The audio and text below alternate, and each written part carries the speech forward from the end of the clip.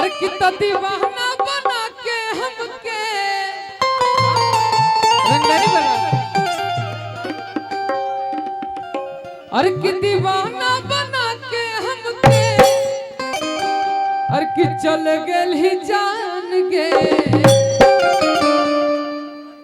दीवाना बना के हमके छोड़ गेल ही जान गे। हम ना चाहता नहीं कि गाना भी हम गाई काहे कि परसों रिलीज होके वाला बा।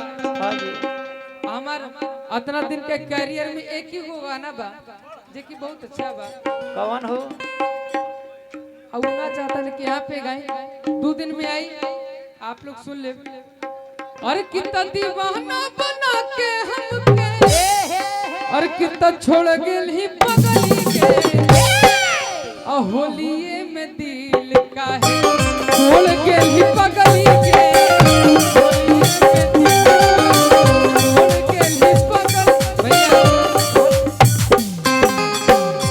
दीवाना बना के हमके छोड़ गेल ही पगली गे। होलिये में दिल काहे तोड़ गेल ही पगली गे। अरे कितना दोसरा के साथ है नाता।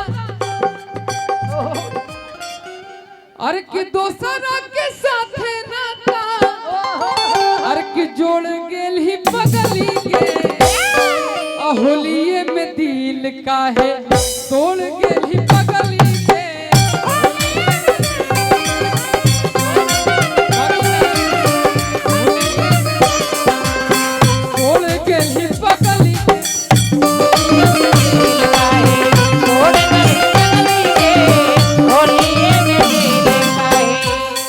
गौरी गाने के लिए मैंने यहाँ पे ठीक लगी।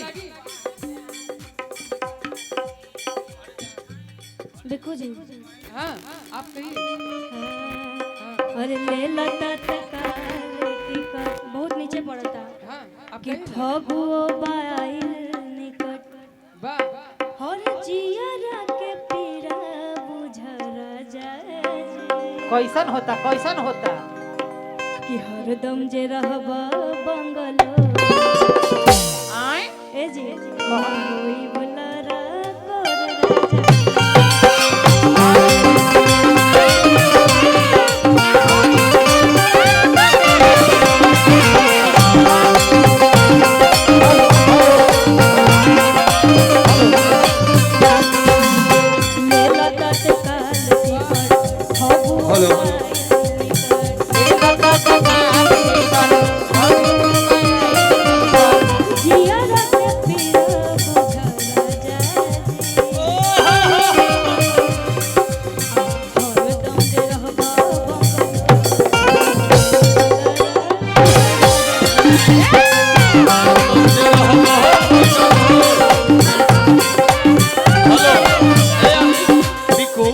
सब गाना तुम गाया लेकिन मेरा फेवरेट गाना नहीं गाया।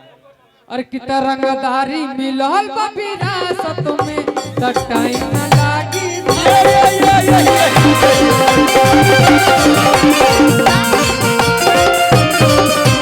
पूरा ई जिला के बाहर रे हवे एरिया ओ कहां रे।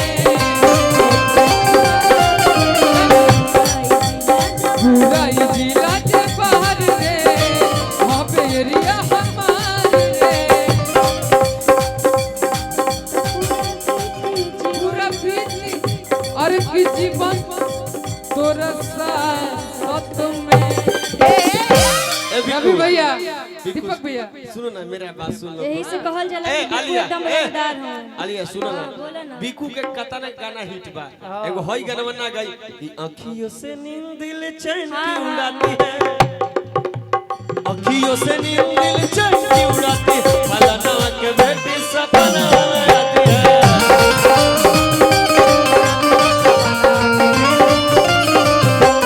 अखियों से नींद दिल चैन की उड़ाती है। फलाना के बेटी सपना में आती है।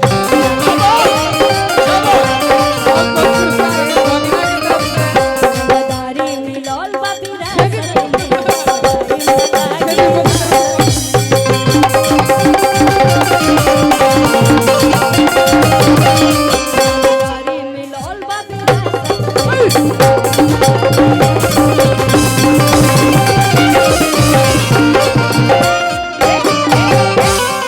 बहुत बहुत धन्यवाद लेकिन बेगो जी चाहे